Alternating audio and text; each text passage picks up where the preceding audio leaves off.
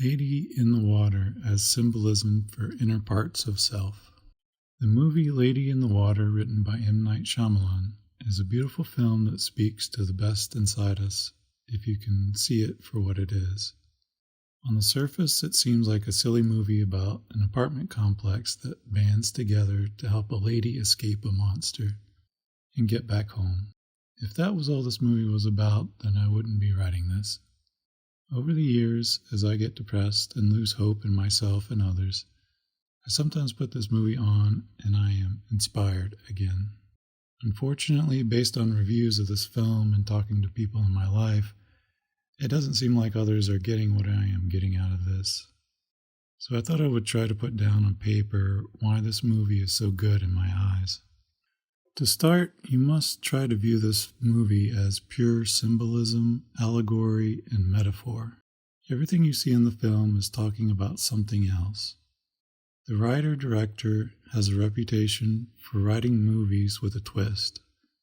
The twist in this movie is never directly revealed, but it is there if you are open to see it. The twist is that this isn't a weird children's story come to life and the tenants of the apartment are trying to survive it. It's that these tenants are all parts of one person. The apartment complex is actually just a metaphor for the man's mind, or woman's mind. The problem I think people have with this film is they take it literally. This is not a literal film, it is allegory. An allegory is story, poem, or picture that can be interpreted to reveal a hidden meaning, typically a moral or political one. In this instance, it is a psychological one. The opening words of the film give it away if you know what you are looking for. Quote, "Once man and those in the water were linked. They inspired us. They spoke of the future. Man listened and it became real. But man does not listen very well. Man's need to own everything led him deeper into land.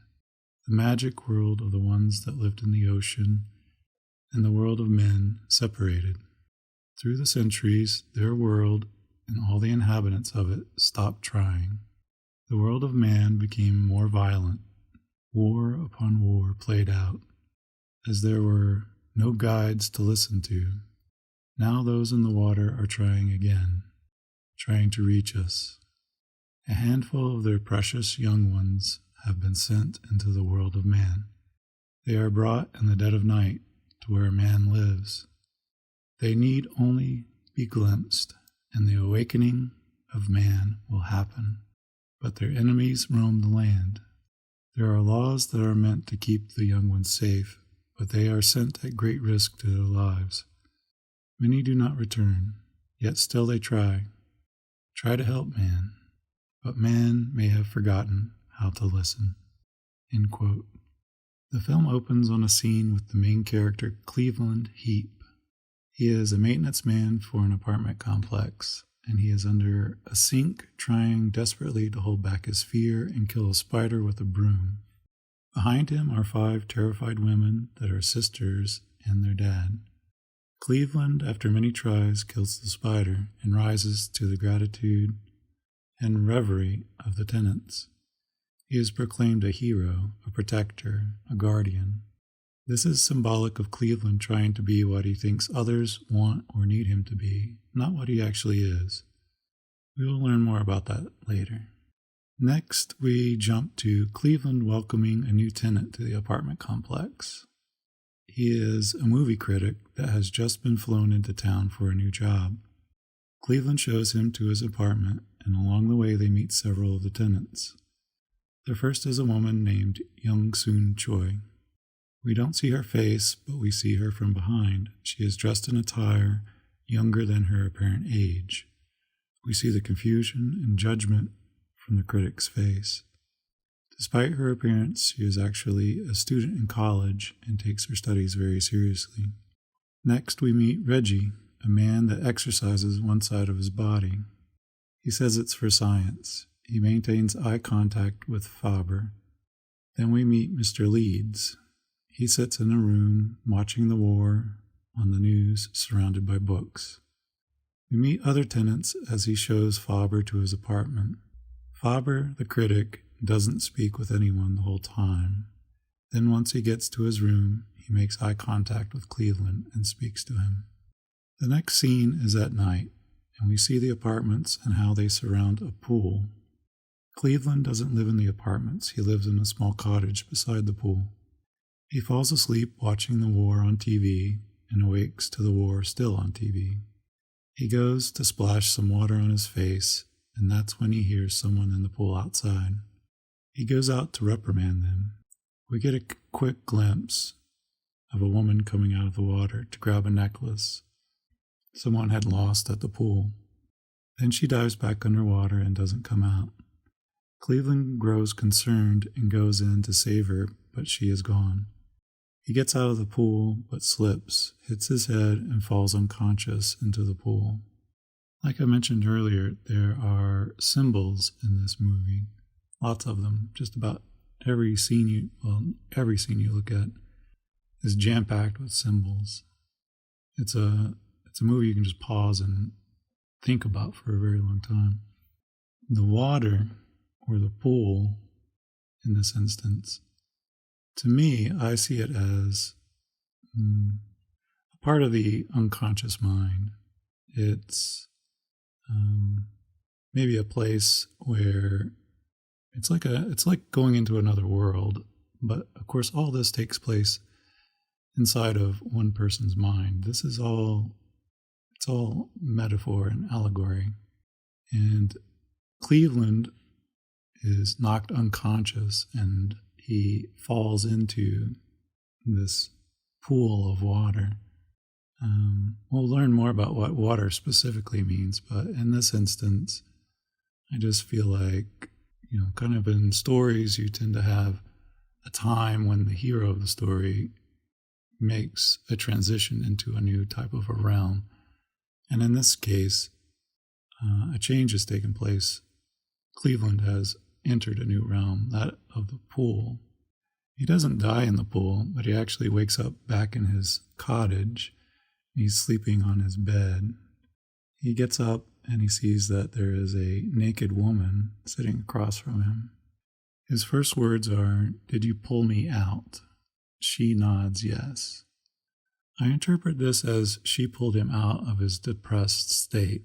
We don't really know he's depressed or that anything's particularly wrong with him, but we'll learn later that there is. And I think that he was maybe stuck in a routine, or it could also be going as far as to say that he was trying to kill himself, and that at the last moment, story, metaphorically or symbolically, rescues him and changes his life.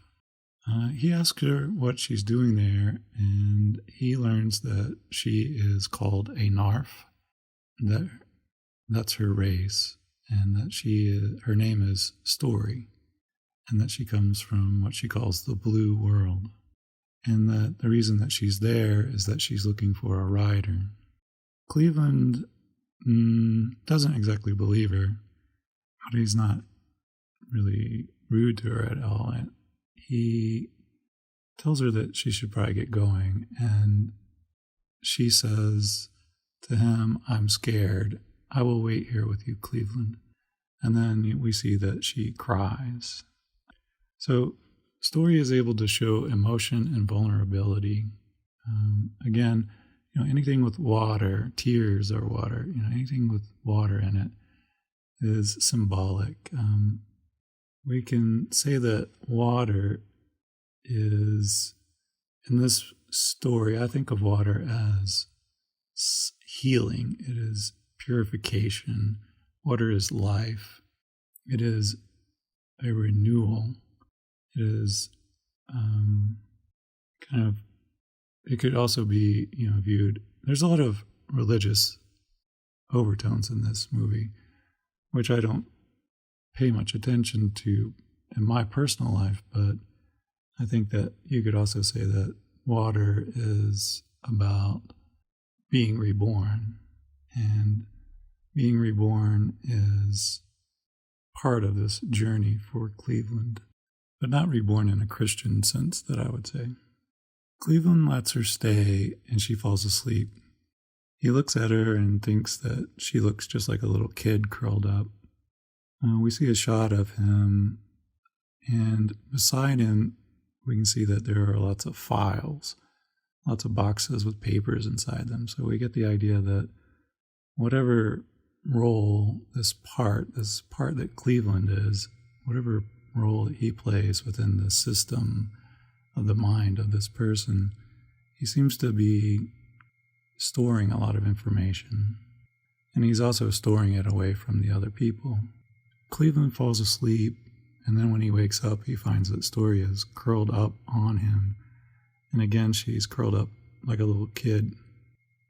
It makes him a bit uncomfortable, and he decides that he's going to just take her outside and put her on the lawn chairs until he can figure out something else to do with her. So he picks her up and he carries her outside. And again, we see a shot of Story, and she is just clinging to him. She won't let him go even when she's asleep. Cleveland takes her outside, and it's at this time that some type of creature comes out of the forest, out of the grass. There's like this. Cleveland's home is actually separated from the rest of the apartments, and it's actually in a bunch of overgrown grass and trees. And from that area, this creature comes out and starts moving towards them in an aggressive way.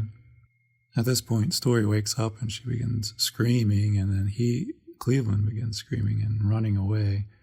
And immediately Story does something interesting. She points. She's not pointing at the monster because the monster is beside them. She's pointing at the pool of water behind them. And Cleveland is not paying attention to her. He's actually running, turns around and runs directly back into his house, which, if this is a literal interpretation of the movie, that would make perfect sense. Why would he go get in the water? But if you start to look at this as allegory and symbolism, we can see that Story is telling Cleveland that what he needs to do is to get into the water, and that will be a safe place. But instead he goes back to what he is used to and goes back into his home. I think the forest represents the subconscious mind. As I said earlier, Cleveland's cottage is partly consumed by the forest, and so it's partly in the unconscious. And that's where Cleveland resides. He is a man that is not fully awake. I think that the apartment complex itself is the conscious mind. And as I said earlier, I think that the pool of water represents kind of your inner self, maybe like your younger childlike times. It's more about creativity and connecting to more honest things inside yourself that are not driven by societal expectations and norms. The creature that they meet is like a wolf-looking thing. And that, to me, I believe, I don't know for sure, but I think I interpret that as the id, as in the id ego and the superego. There are two aspects that are outside of the conscious and subconscious mind, represented by the forest and the apartments. The one thing that comes outside the apartment from the gate is the critic. And Story seems to come from the water. And these two are kind of diametrically opposed characters. The critic, to me, represents the ego. And Story, to me, represents the inner child. We see a shot of the gates outside, and we can see that the name of the apartments are called the Cove. And the sign is written backwards because we are looking at it from inside. In the morning, Cleveland apparently calls some outside help again. Another outsider comes in, Or maybe he's not. We don't know for sure if he is an outsider. He could be just another part, but he's not part of the apartments. And this time looks like a cop or animal control guy. And so here's Cleveland looking to outside forces for help. Instead of trusting in himself to figure it out, he's looking for authority figures to tell him the answers, to solve his problems for him. We see the camera angle, and it's in the grass, and it's down low. So we imagine it makes you think about, what's called the scroot. That's what the wolf-like creature is called. So you can imagine that, like, the scroot is watching all this. And of course the cop is very dismissive and doesn't believe Cleveland, and eventually just leaves, and you can get the impression that he's not going to do anything to help. The next scene that we see is Story. She wakes up and she has a blanket that she's kind of cradling to her. And again, I think that maybe this means nothing, but I kind of thought it was interesting that she was clinging to this blanket like a security blanket, and that Cleveland was also looking to a security type guard or a cop, trying to find comfort outside of self. Story puts down the blanket, and then she notices that there's water dripping from the shower, and she goes over and she gets in, takes off her shirt, and she gets in, and she's like fully naked in the water. I think that the shirt is obviously it's Cleveland's shirt, so Story is childlike innocence, and she's not ashamed to be naked. And she only really wears that shirt because Cleveland doesn't want to see her naked, and the nakedness is symbolic of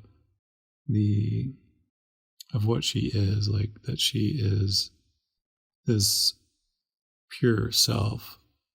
It's too much for Cleveland to stand. Like he symbolically can't see her openness and needs her to cover herself. And she is alone in his home, and now she takes off the coat and she gets in the water and she covers herself in the water. Outside, Cleveland is talking to Young, and Young is interesting. Young is an interesting name choice. Young shares a lot of similarities, I think, with Story.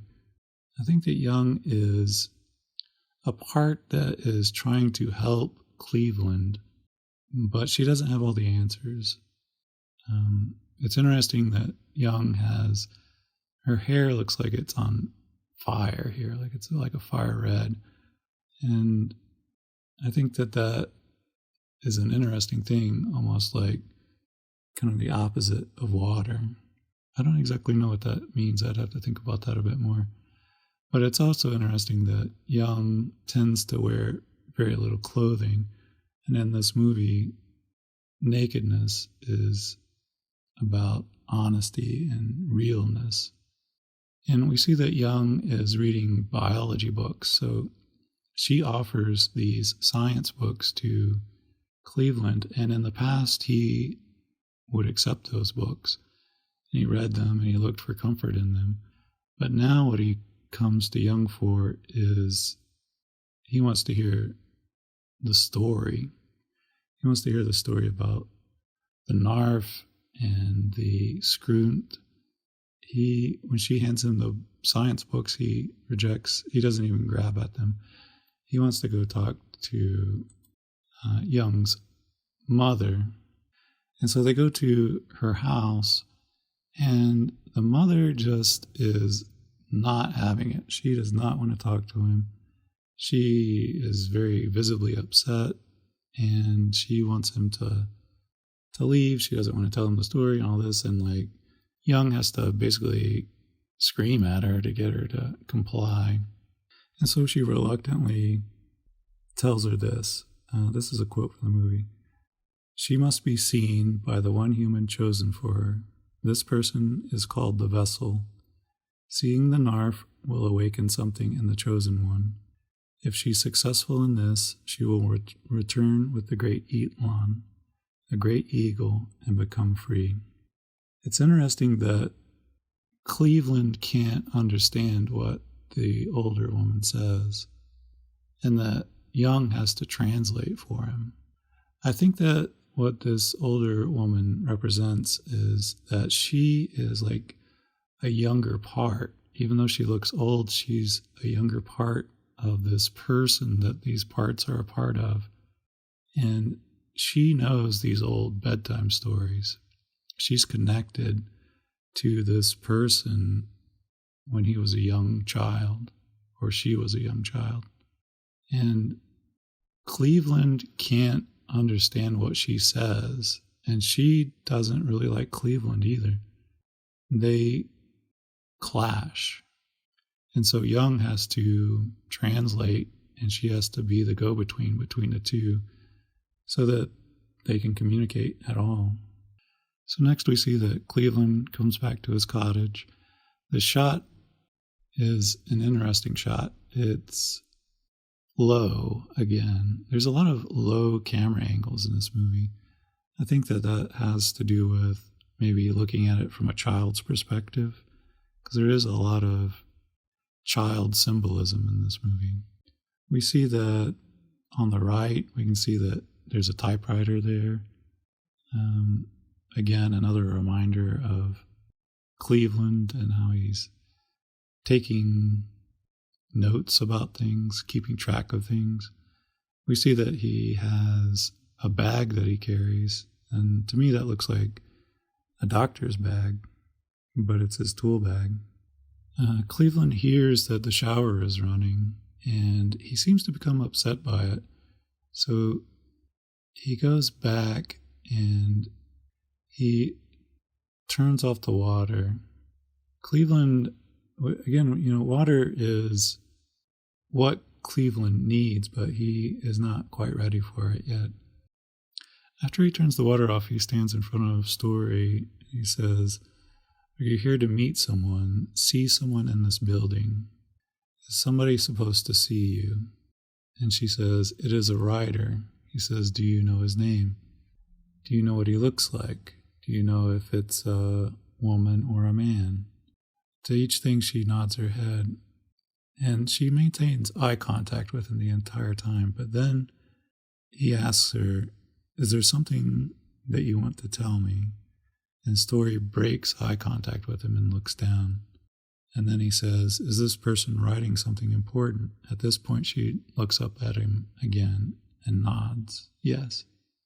So Cleveland sets off to talk to the other tenants or the other parts. And the first place that he goes to, of course, is to the critic's apartment. We see this shot of Cleveland nearly looking right directly into the camera.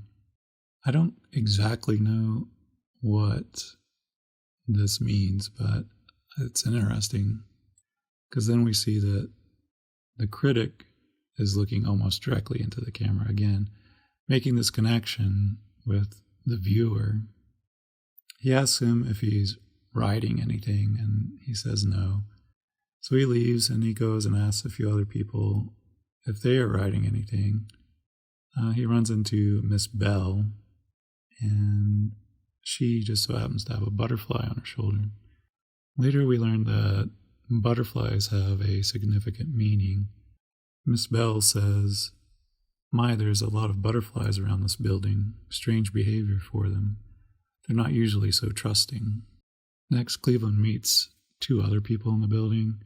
This is a father and son. The father likes to do crossword puzzles, and the son seems to like to eat cereal and talk about pretty random things, or seemingly random things. Next, he goes and meets with a group of guys that apparently share a place together, and they just kind of sit around smoking cigarettes, talking about nothing, basically. The next scene we go to is back at Cleveland's cottage, and we see that Story is walking around, and she's picking up all kinds of little shiny things that catch her eye. She's acting like a kid. And then she sees something shiny on a shelf, and it turns out to be a book, and she climbs up and she takes it down. And I can't quite tell for sure, but it looks like this book has a lock on it, and that the lock is actually like an old-timey pocket watch. And Story unlocks the book and she starts to read it. Next, Cleveland goes to meet Vic and Anna. These are a brother and sister that live together. And Vic is a writer, but he's been having a lot of trouble writing lately. He says that the light over his desk has gone out, and that he's wanting Cleveland to go and replace it, but he has been putting it off. I think that the light is probably symbolic of inspiration, that the light has gone out. And I think that it's also symbolic of procrastination, that, Vic could very easily change that light bulb himself, but he uses it as an excuse to not write and, wait for Cleveland to come change the bulb for him. We don't really ever we see Cleveland take the bulb out, but we don't ever see him put the light bulb in, which I think is significant. But Cleveland bumps the desk and he is able to see the title of the book that he's writing. It's called The Cookbook. And so Cleveland thinks that, well, that's not anything important. It's just an old cookbook. And so he kind of dismisses it. Cleveland goes down to the basement to tell them that he's done. And they are there doing laundry. And Cleveland learns that the book is called The Cookbook, but it's really not a cooking book. It is actually a book about Vic's thoughts and his thoughts on culture and world leaders specifically. So Cleveland thinks that he's probably found the person that Story has come to talk to. So he goes back to tell her, and he walks in and finds her on his couch clutching his diary. And Story says to him, "Your thoughts are very sad. Most are of one night. A night a man entered your home when you were not there. He stole many things and killed your wife and children. That is when you stopped being happy. You were a doctor. I am very sorry for you. You believe you have no purpose. You help all that live here." Then Cleveland says, "Anybody can do this job, Story." And she says, "You have a purpose. All beings have a purpose." So now we know that Cleveland has gone through a very traumatic event. We know that he used to be a doctor, but now he's doing maintenance work for an apartment complex. We know that he is a broken person and that he's really struggling. I think that this opens up into PTSD territory, where Cleveland is traumatized by something that he can't get over. And the diary itself is interesting because this is something that he keeps secret, but Story was able to unlock it and read it. And this is symbolic of his heart, of his inner thoughts, of his fears and sadness. So I think I want to talk about some more symbolism in this book. Like I said before, Story and the critic are symbols. Everything in this movie is a symbol. Story is a symbol for the inner child. The critic, I think, is a symbol for the ego. And then there is the scrunt, or whatever it is called. And I think that this is the id. The id is the primitive and instinctual part of the mind that contains aggressive drives and hidden memories. The id remains infantile in its function throughout a person's life and does not change with time or experience, as it is not in touch with the external world. The id is not affected by reality. logic, or the everyday world, as it operates within the unconscious part of the mind. So the id is always in the unconscious. And the id wants to drag Story back into the unconscious. He doesn't want her to be out. So he tries to kill her. So now Cleveland says to her, I know who you are, and I think that I've found your vessel. You know what I'm talking about, right?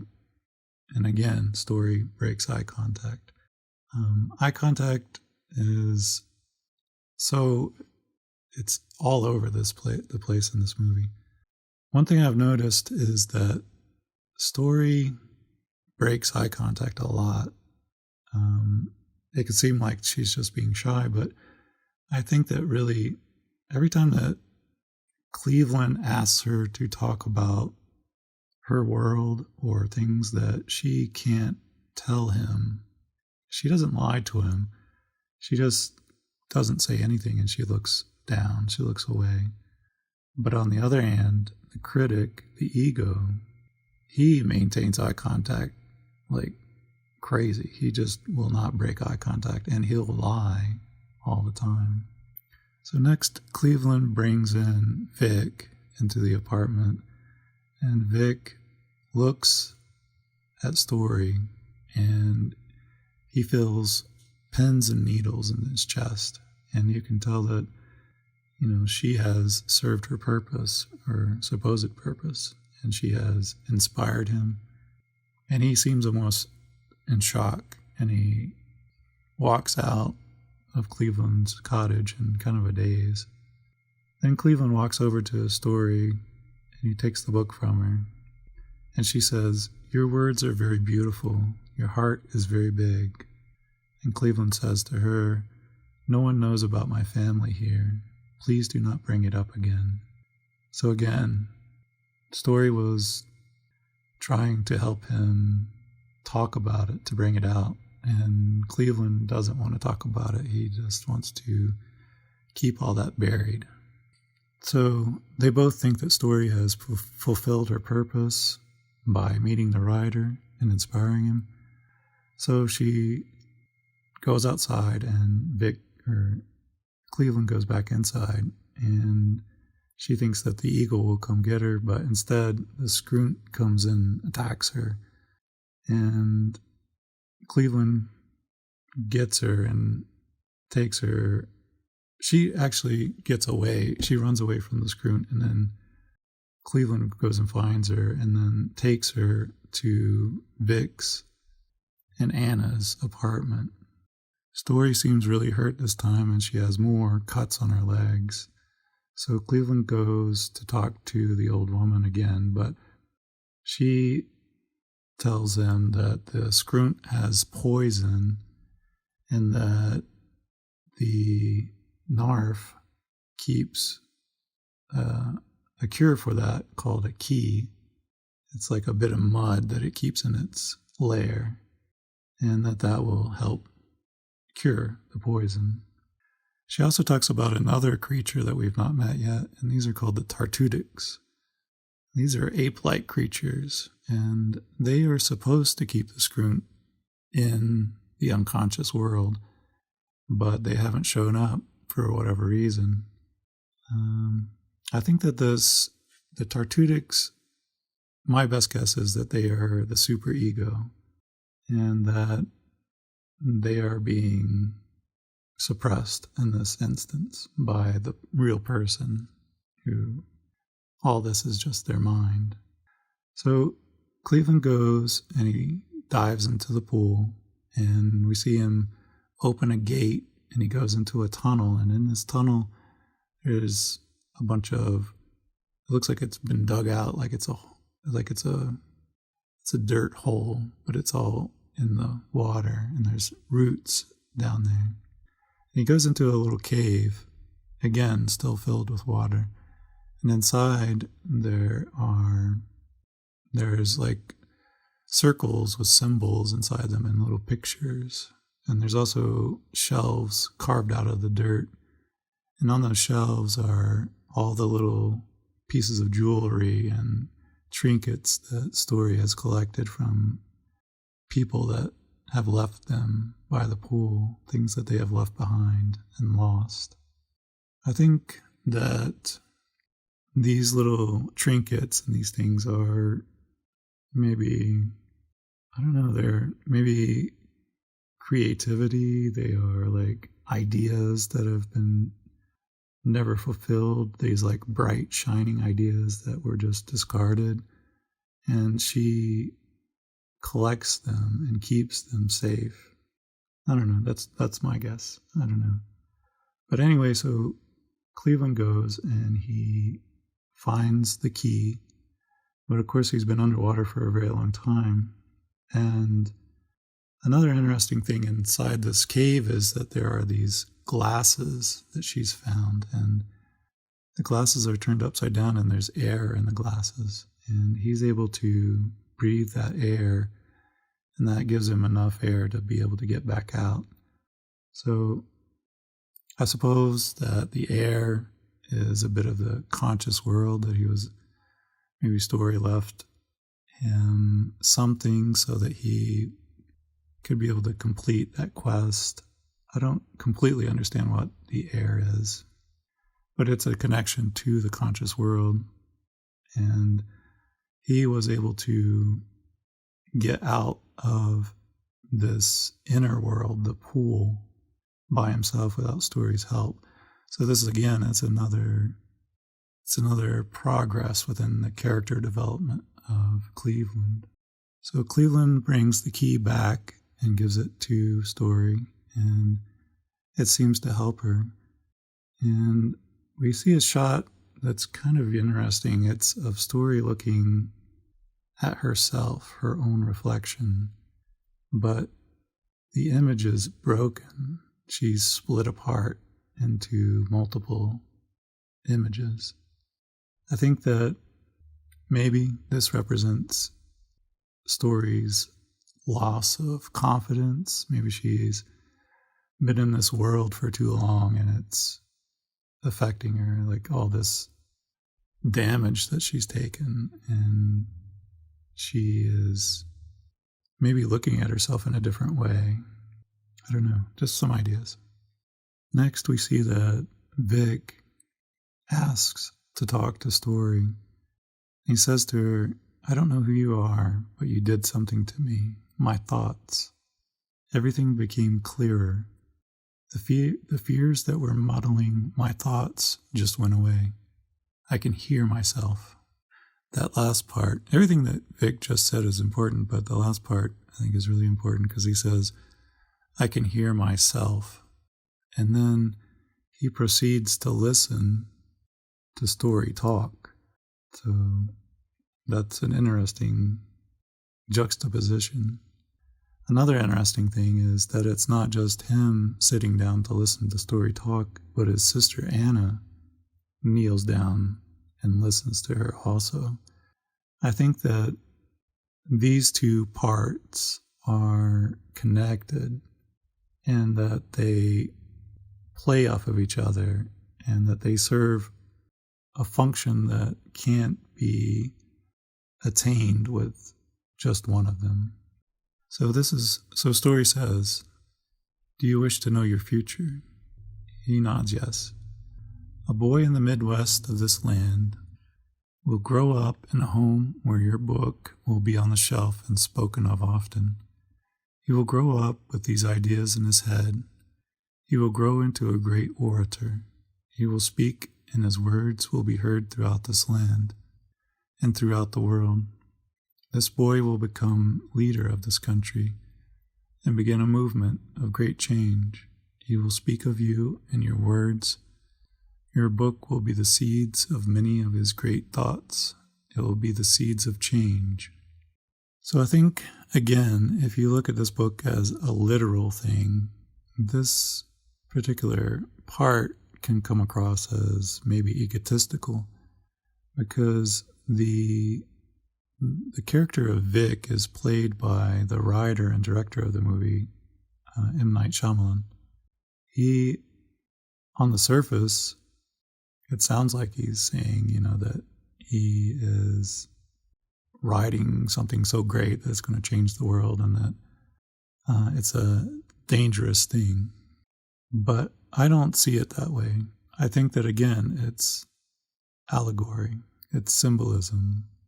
If you think, if you interpret this movie like I do, that these are all parts of one person, parts of their personality, then you realize that Vic is just another part of this person. And then when you look at it that way, what is really being said, I think, is that Vic has come up with ideas that will change the person, not the world, but the person themselves.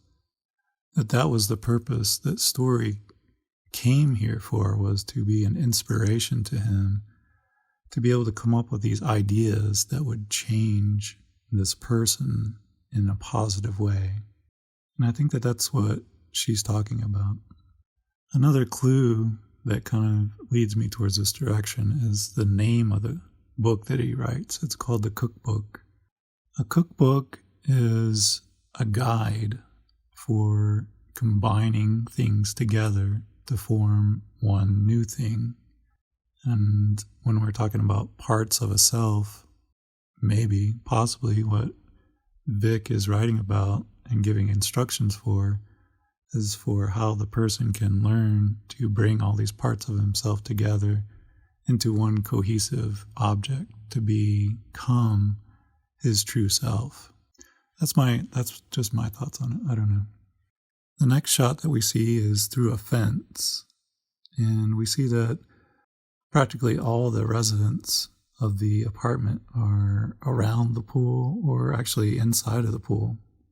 And it seems like something is watching them from behind the fence. I think that's probably the scrunt. But if you look at the picture, you can see that Reggie is there working out, and he's looking directly into the camera. He's looking directly at the scrunt. And that is no coincidence. I'll talk about that later. Next, we see that Cleveland goes back to the old woman looking for more advice. And this time, Young has given him advice on how he could better reach her. We see that in the background, there are flowers everywhere. We see that there are flower lights and flowers on the table. We see that the woman herself is wearing a sweater made of flowers. And we see that Young is wearing a shirt with hearts on it. I think that what these flowers mean are that these weren't here before, or that her apartment didn't show flowers before, and now they're here. I think that the flowers are symbolic of fragility. They're symbolic of growth. They're symbolic of beauty. But they're also symbolic of weakness. And we see that in order for Cleveland to get the story that he wants to hear, he has to become a child in front of the old woman. And so he eats a cookie and he drinks some milk and he doesn't wipe his mouth, and then he crawls onto the couch and he curls up and he starts acting like a little kid. And now the old woman can see him. He's no longer putting up a front, and he is vulnerable in front of her. He is childlike in front of her. And I think that what the old woman represents is that she is, I think I talked about this before, but she is this connection to this person that we are in the mind of. She has a connection to the childhood memories and the old stories. When she sees that he has become childlike, then she feels comfortable with him. So he gets the story, but we don't actually hear the story just yet. The next thing that we see is that Cleveland goes back to Vic and Anna's house. And we see that Anna is in the kitchen. That's no coincidence. And she is getting a glass of water. Water seems to be a catalyst for change in this movie. It it's never just a coincidence when you see somebody with water of any sort. So Cleveland knocks, and she goes and answers the door and lets him in. And they go back to the bathroom where Story is curled up in the shower. She's got water running on top of her, and she's naked now. Anna kneels down in front of her, and she's in the bathroom. And then Cleveland and Vic wait outside. And I think that, again, Vic was not able to hear these things directly from Story. He had to have another interpreter, and Anna acts as an interpreter this time. I think another interesting part of this is that the women are separated from the men, and the men are separated from the women. And I think that that plays a role later. So they learn that there are these people that they've got to gather together to be able to perform a ceremony, to be able to get Story back home. At the end, Anna translates this. All right, there's another one. I don't know if it's worth mentioning. It's not in the stories all the time. It's a human, usually female, so full of hope that they can awaken the life force in all things. Now that one is called the healer, and you can tell that they're in the story because butterflies are drawn to the healer. So then Anna says, you know the people in this building, you have to find them. She says this to Cleveland. And what does Cleveland do? Who does he go to talk to immediately? Immediately he goes to talk to the critic. And of course the critic is a liar, and he steers him in the wrong direction. So Cleveland is wanting to try and find all these parts, these people that he has to gather together to form the ceremony. But he doesn't trust himself to find them, to know who they are. And so he goes to this outside influence to get advice, and it's not good advice. So based on that advice, he gathers up all the people that seem to fit, and he brings them into the bathroom, and they all devise a plan. And the plan that they come up with is to throw a big party, and they're going to throw the party as a welcoming party for the new tenant, the critic. And during the party, they think that the Scroont won't attack because there's so many people around. But at the right time, when the eagle shows up, they will start to play music. There will be a band there, and everyone will be distracted. And then the eagle can come and take her away. So that's the plan that they come up with.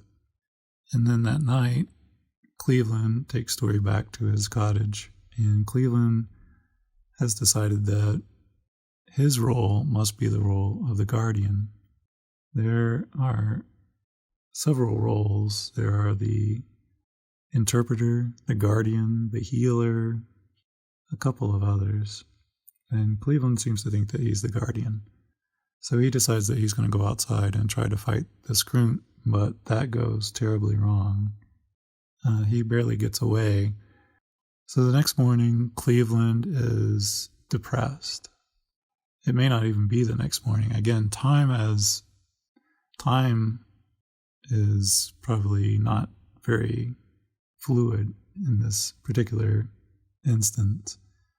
But Cleveland runs into Young, and she says, why haven't you asked me any questions about the bedtime story anymore? And she seems pretty hurt by it. And an interesting thing is that Young is holding her biology books again, clutching them to her, actually. And, maybe she's turned back to science. Because I think that Young is a part. And again, out there, all parts. So Young is symbolic of, I guess, trying to understand things. And so when she sees that the stories aren't helping Cleveland, she turns back to science and logic to see if that will help him. But he doesn't want that either. The next place that he goes to is he talks to Mr. Leeds. And again, Mr. Leeds is just sitting alone in his apartment. surrounded by books and watching the war on TV. Mr. Leeds says this to him. Does man deserve to be saved, Mr. Heap? Cleveland says, what? Mr. Leeds says, man. And Cleveland pauses for a bit and says, yes. And then Mr. Heaps says, or Mr. Leeds says, that's not the answer I expected. And then he says, why do you ask me that? And Mr. Leeds says, I know about your family. I looked you up when you started working here.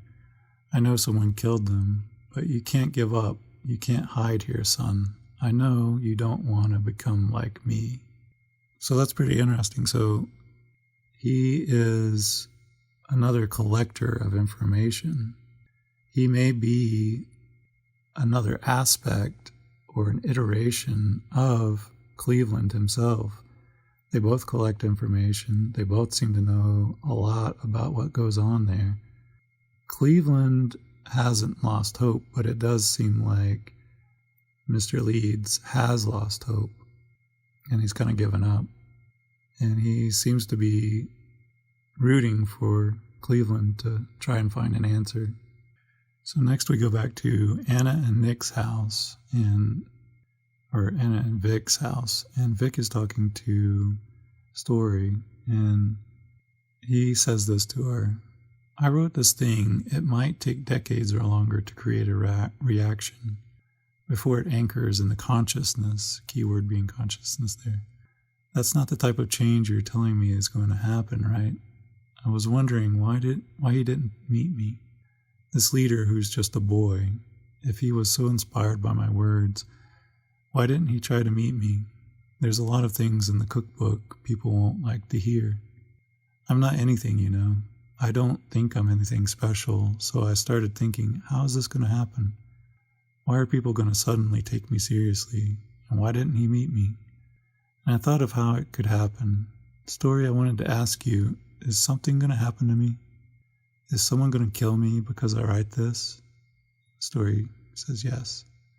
She says, man thinks they're each alone in this world. It is not true. You are all connected. One act can one day affect all. What are you guys whispering about? This is Anna. She's come in. She says, is he trying to get you to tell me how many kids he's going to have? I told him 8.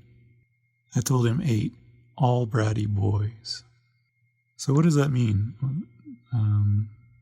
Again, you know, this sounds very egotistical. It sounds like he's going to become a martyr or something like that.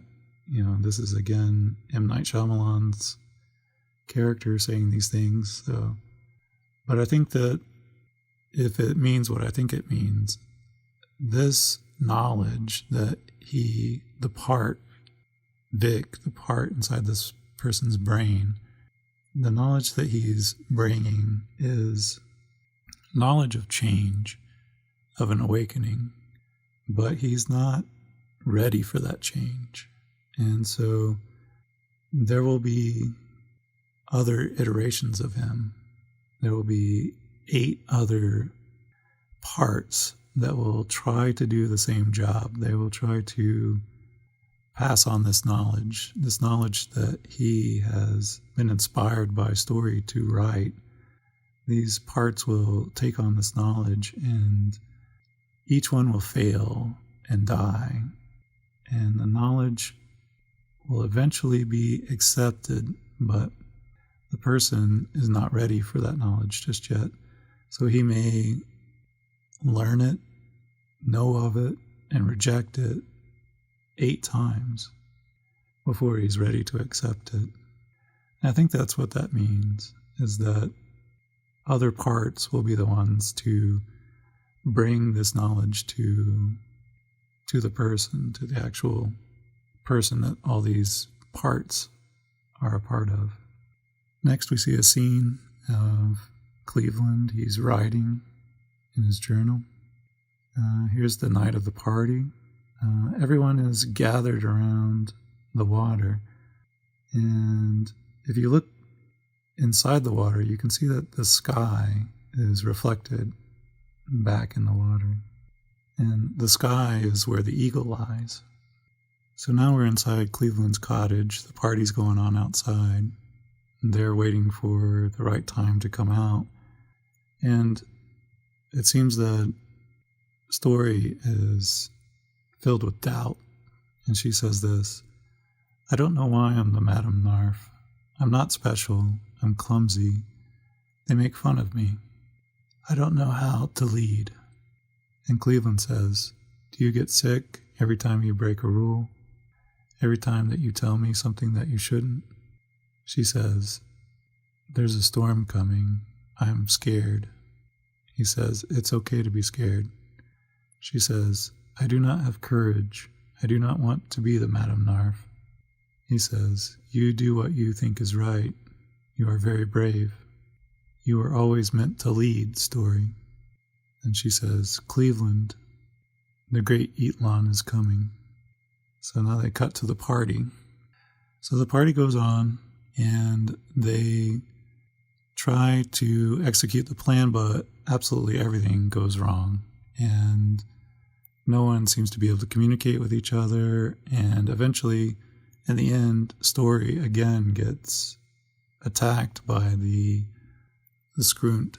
And she gets actually, this time, dragged off into the grass and almost into the forest. Cleveland chases after her, and this time she's unconscious. So she's been drugged so far into the unconscious realm that now she's unconscious and she can't be woken up. And so all the parts, all the people that Cleveland thought were going to be the right people gathered together. And the person that was thought to be the interpreter, the guy that read puzzles and looked at crosswords puzzles, he says this, "I don't know. This world is about finding your purpose, right? And the only way to do that is to find your own voice. You told us that.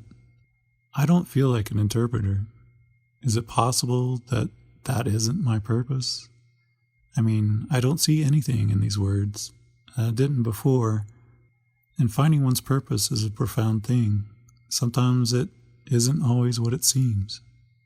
And then Cleveland says, "He was so sure." What? "I asked someone. He acted like he knew." And then the interpreter says, "What kind of person would be so arrogant to presume to know the intention of another human being?" And of course, they're talking about the critic. So at this point, Cleveland is consumed with self-doubt. Everything seems to be falling apart. Story is unconscious, maybe dying. We cut to a hallway scene, and in this scene, the critic is there by himself, and he comes in contact with the scrunt, and he thinks that he will be able to use logic and his ability to understand how movies work to be able to get away, but it turns out that that doesn't work, and the scrunt attacks him and kills him. So the id kills the ego, and at that point, everything changes. At that point, Cleveland listens to himself, and he realizes that it's actually the little boy that looked at the cereal boxes that was the true interpreter. So they go to talk to him, and he's able to read in these cereal boxes who the other people are. And I think that, it's no coincidence that it's a boy that sees this, is able to see things in a way that is not in a grown-up way. It still has that childlike innocence to it, that child's view of the world, that way of still seeing magic in the world. So they gather up all the people, and it turns out that the guild was not the guys, the smokers, but it turns out that it was the 5 sisters in the beginning, and it was also Vic's sister Anna and Young, and the 7 sisters combined are the guild. There are 2 other parts that are present, and that is the man with no secrets and the man that Cleveland trusts the most. And that man is Mr. Leeds, the man that was surrounded by books. And the man that has no secrets is a character I didn't talk about, but he's basically a man that's like, he's always behind a door and he's supposedly sitting on a toilet, and his wife is conveying to anyone that will listen every embarrassing secret that he possibly has. And I guess that the symbolism of that character is that he is, I guess, our own mortality, our own foibles, our own vulnerabilities. You know, he needs to be there to witness this ceremony that's about to happen. All these people have to witness this thing that's about to occur. We think that it's a healing of story.